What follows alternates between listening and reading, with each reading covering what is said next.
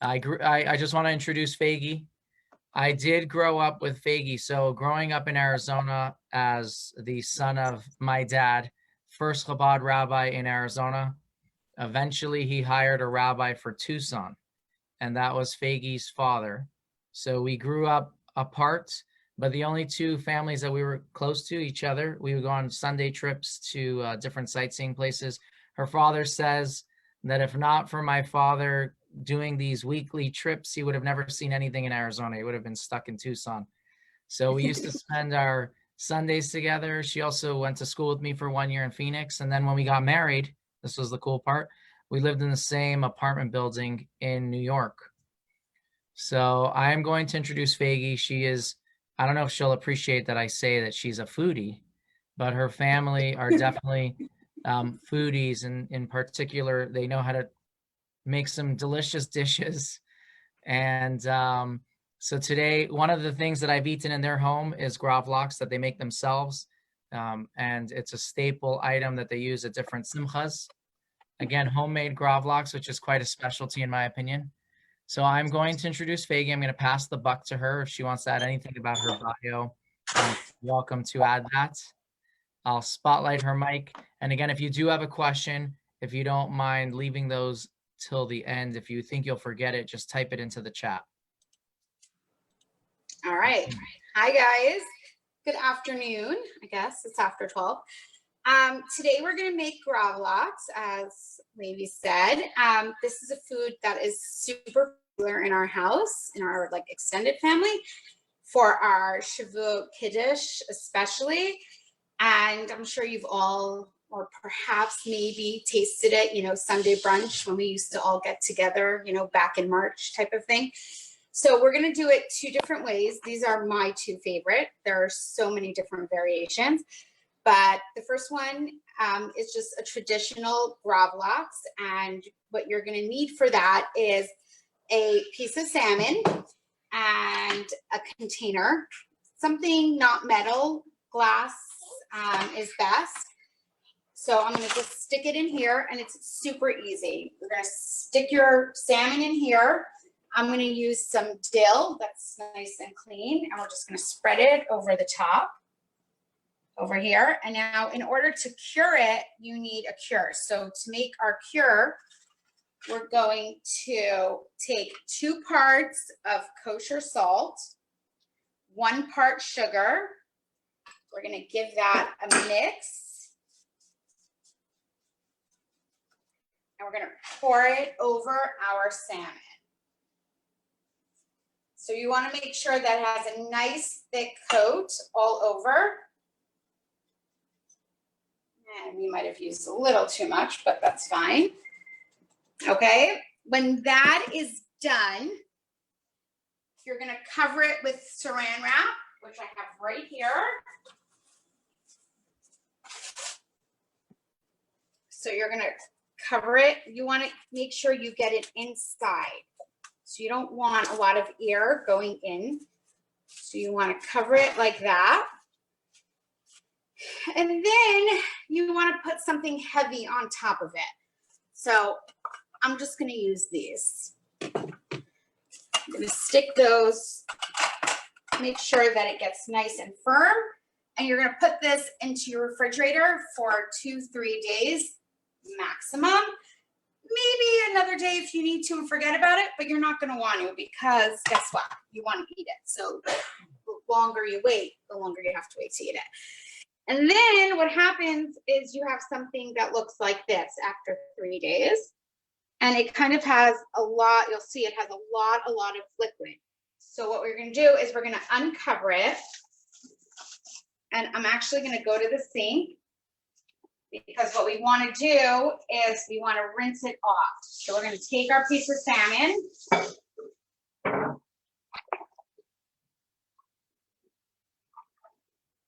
And we're going to rinse it off. And we have Gravlox. And I think we need to use the other cutting board, because my flour, you don't see how beautiful the lox looks.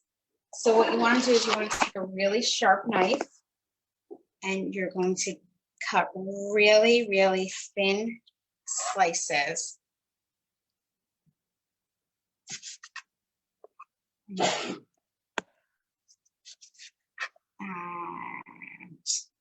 look at that. Look how pretty.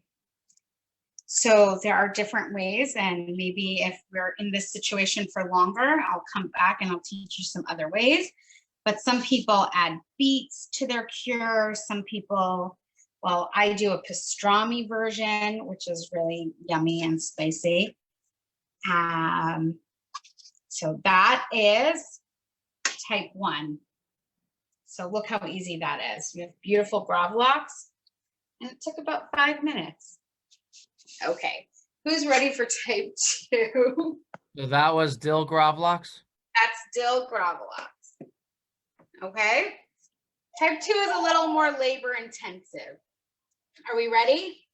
Perfect. So you started off easy. We started off with dill Gravlox, and the next one we're doing is herring lox. So truth, this is my favorite, what we're going for right now. So the first thing you want to do is peel a yellow onion, and you're going to just cut slices. They don't have to be very pretty or anything like that. And I'll show you why. So we're going to do, now obviously the amounts are going to change according to how much salmon you want to use. Now, salmon is a great fish, aside from all the health benefits. It's really easy to spot as a kosher fish in a regular supermarket. Kosher fish require 2 things. They require fins and scales, and these are very obvious in a salmon. So when you see salmon, it's easy to, it's easily identifiable. So we're going to just do a little bit of slicing first to get our herring lox ready. So I sliced my onions. I'm keeping them here nice on my board. And now I have a piece of salmon.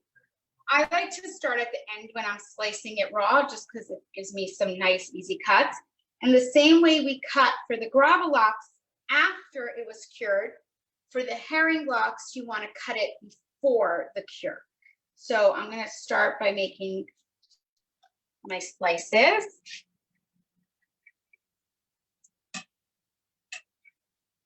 Oh, that doesn't want to come off. Now, for herring lox, I like a little bit of a thicker slice. I feel like it gives a better, oomph to it.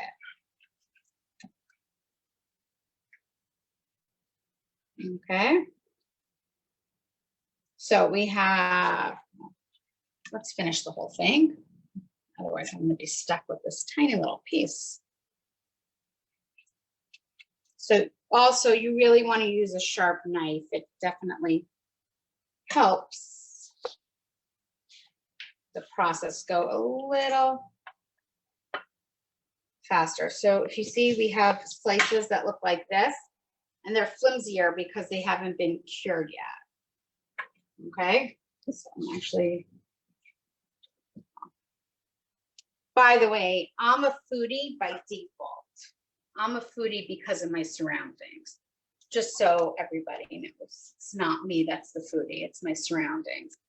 Okay, so right now we have a pile of salmon, we have a pile of onions, and I'm going to use the glass bowl so that you see, or if you have a square Pyrex dish, that's fine. So what you're going to do for this is you're going to take your onion rings and spread them out. And then you're going to take your pieces of salmon and spread it out.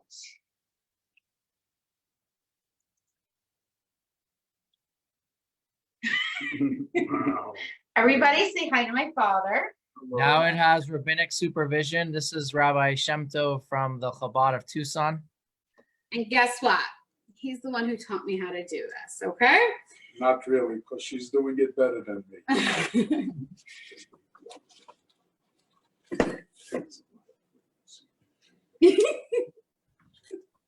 Okay, so you're going to take some kosher salt and you're going to just a light layer over your salmon. And then we are going to do another layer. So we're gonna take our onion rings, well, our slices of onions. They're not yummy, delicious onion rings. And we're gonna take our next layer of salmon, lay it out as flat as possible.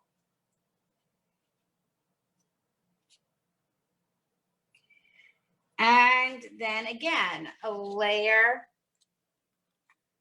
of salmon. So a smoked salmon, you have to, this compares to smoked salmon. Well, this one doesn't really compare to smoked salmon at all. This is more juicy and kind of like what you do, whoa, sorry, what you do with like as a herring, the one that we're making now. The one that we made before is a cure. So it's a cured lox instead of a smoked. A smoked salmon gets done in a smoker, and it could either be a wet smoke or dry smoke. But this you do at home. It takes a few days. You're good to go, and it's more of an easy, a more do-it-yourself type of thing. Not many people have smokers at home. Okay, so again, the same thing. You're going to cover it with saran wrap.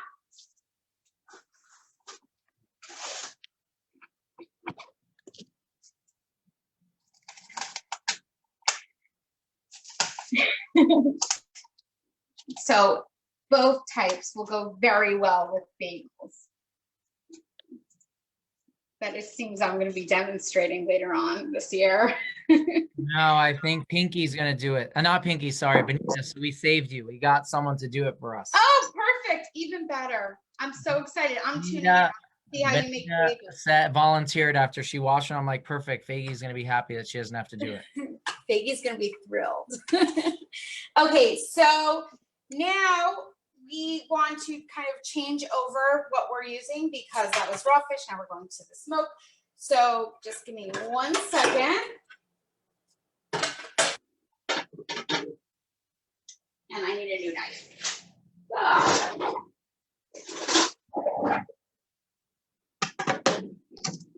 Okay. So now you have to see how to finish that off. And of course, I have a set waiting for you.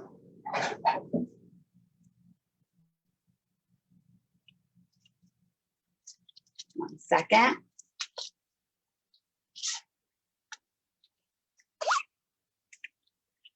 Okay, so what we have now is our, just move that to the side there. We have our herring blocks. And what we're going to do for this one is we're going to do the same thing. We're going to wash it off, but we're also going to discard the onions. We don't need these onions. So we want to get rid of all the onions first, and then we're going to rinse it. How long was this one in the fridge? So this one actually only needs a day. So 24 hours this one needs, and that's it. But they've actually both been in the fridge for 2-3 days. I can't remember. I don't know. I did it late at night when I. Okay. I got all our onions, and now we're just going to give it a quick rinse.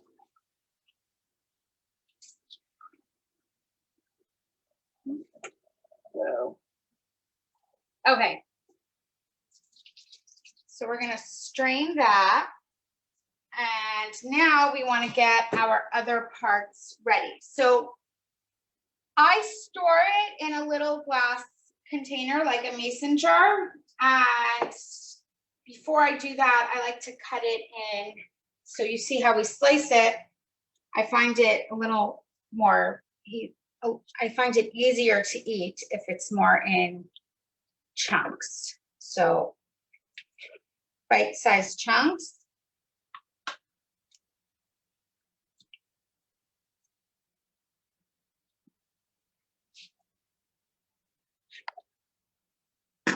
Okay, so we have our salmon ready. And we are going to move that to the side. And I like to do different things. So sometimes I'll put extra dill if I have it. Sometimes I'll cut up a serrano or jalapenos. And I always, always, always use purple onion. And I do it so like in quarter rounds. So we're just gonna make a few slices. Well, this knife.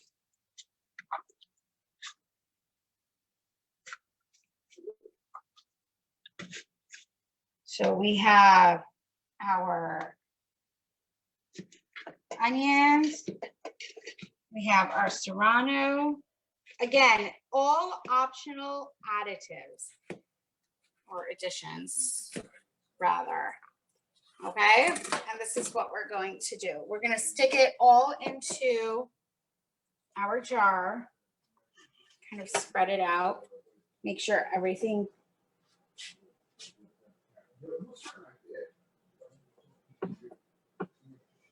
goes in. We're going to see how pretty it looks. Okay, and then there's two options for this, the next step. Your next step is that in order to store it, you really want, well, look at that. I forgot something. Okay, 1 second. Okay, I will continue speaking while I go get it. So you really want to store it with an oil. So there are two options for oil. There's always olive oil and regular oil. So I actually use regular oil because in a cold setting, olive oil will congeal and it just doesn't, you have to kind of wait and bring it to room temperature before it looks kind of appetizing. So I just use regular canola oil and I fill it up and we cover it, seal it, leave it in the fridge. It stays about a week or so. Never really lasts that long here, so I can't really tell you how long these things last for. But you should be able to get a good week out of any of these fishes. And that is how you make herring locks and dill Gravlox. That will be great with those bagels in June that I don't have to do. And I'm super grateful for it. And that's it. So question, and then we're going to let ask questions as well. Okay. For the second locks that you made, the herring locks, how it only needs that 1 day, the 24 hours in the fridge. Yeah, 1 day, 24 hours. But again, I kept it there for 2 days just because I did them both. I prepped them at the same time, and I, we did this today. Gotcha. So they look great. Okay, and then someone asked, I guess this is from Lou, how long and where? So both of them were in the fridge. The first one was 3 days. The second one was 1 day. That's the minimum required. For the first one, 3 days. Yeah. Okay. Did anyone have any questions? Okay, here's another question. Paul asked, where do you get your locks and what kind? So this type of, I just buy a fillet of salmon. So today was Whole Foods. Depends on where I, am shopping. And I usually buy a full fillet and cut it up for what I'm doing. So like for today, I used 1 part for the herring locks, 1 part for the Gravlox, and then I cut like portions out, put it in the freezer to use, for dinner, maybe one night. Okay, got it. Did anyone else have any questions? I know I'm going to try this for this weekend. Yes. When you put it in the jar, how long do you leave in the refrigerator? They're ready to eat now. So if you want to let it, I usually probably overnight again. That way it gets a little bit of the jalapeno and the other flavor infused in it, but they're ready to go. And you didn't add any salt, correct, in the jar? In the jar, no salt. And actually the oil takes out the salt from it. So this oil's good to have because it kind of juices out the salt. There. Anything else? So you said Have to use oil? No, you don't have to. It's better if you do. Okay, here's another question. If you buy, can you do this with frozen salmon? In other words, you bought a large fillet, put half of it in the freezer. Can you then defrost it and then do this, or you would not suggest that? I've never done it. I have done it and then froze it. And that works. So you can freeze it. What was that? Feigie, you're saying one can freeze it after making it? Yeah. But not in a glass jar then? No, not the glass. Oh, not this one. No, not this one, the Gravlox. Okay. But this one will last longer. The herring lox will last longer than a week. But like I said, I've never experienced it because it usually gets eaten, out the gate. It's a nosh. Yeah, it's never enough. Here is one of those things that's never enough. You mentioned that you don't need to use oil.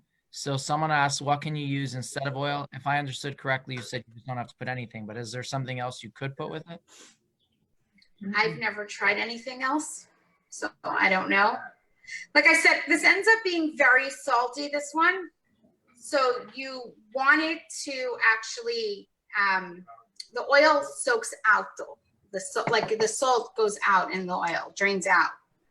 So if salt's an issue for you, then the oil is, a way to combat it. Oh, cool. Any other questions? I know that I already got a request for my sample once I make it.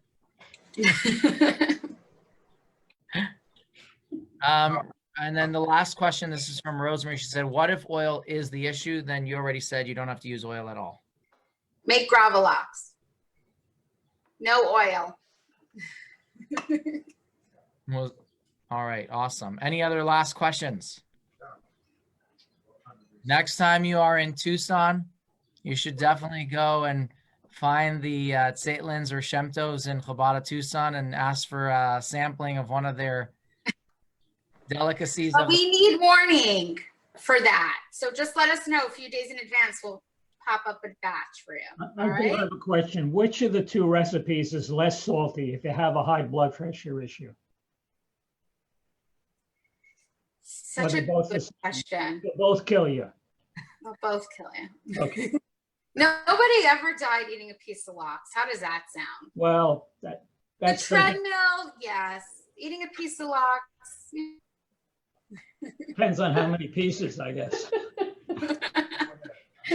Like I said, I can't, disclaimer. I'm not taking responsibility for blood pressure. Your doctor.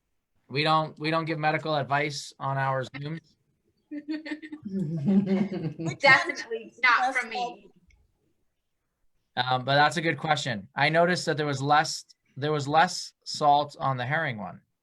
Yeah, but it soaks it up. Because it's done thinner, it soaks it up. Okay. That's interesting. Okay. Yes, thank you very much. Which one tastes less salty? I think the Gravlox tastes less salty. So that was the first one. Yeah. Nice. Which is probably why I like the herring lox, because I like salt. That makes sense. Feigie, you're out. Someone's asked me a question privately, and this is something you'll have to have an answer for. What other foods would you think are worth demonstrating that people would like? What other foods? Uh-oh. I don't know. I don't know. Maybe the way this worked was, Feigie, what are you making for me? So, you decide. I'll tell you. Pinky, you got to be careful. Someone's going to ask you to teach us how to make biltong. Oh, with pleasure. Have you made yours yet? Nope, not yet. Okay. What? How about biltong? Don't worry. If I figure out how to make it well, I'll teach that one. Okay, great. What's the question? Someone said, how about smoked salmon? You need to smoke that. Maybe somebody else. I've never done it. No, I haven't. Now you need a smoker for smoked salmon, right? Yeah. I assume. I'm just going to, before we formally end, I just wanted to share, tomorrow we have our jeweler, Brent Talbot, Oh. that is going to teach us how to make jewelry. They make jewelry, also answering any question you have about jewelry, precious metals, precious stones, or anything you're curious about that you never asked the jeweler because you felt like you weren't paying for their time. Tomorrow's a great time to bring those questions. And on Friday, we have Sander Nasson. And like I mentioned, on Monday in our schedule, it does not say we have anything. However, we will have T.A. Burrows, who will be singing classical songs that you all should know. I don't profess to know them, but I know they're classics. And then, of course, on Tuesday and on Wednesday, we do have the schedule. We'll share those more next week. But again, thank you all for joining. Thank you so much, Feigie, for your presentation. If anyone, Thank you for having me. our pleasure. Again, if you wanted to make sure you had the measurements correctly, I will include that in tomorrow's email, though Feigie did share that for the first one, it was 2 parts to 1 part, 2 parts salt, 1 part sugar. And for the herring locks, it was really just a sprinkling of salt all over that. But again, she'll include that with the amount, like the instructions of the onions, the dill, whichever items you were using. So again, thank you. And if you make it, let us know how it tastes. Send us your pictures. That's right. Send us your I pictures. want to see pictures. All right. Elaine, it sounds like you're going to try.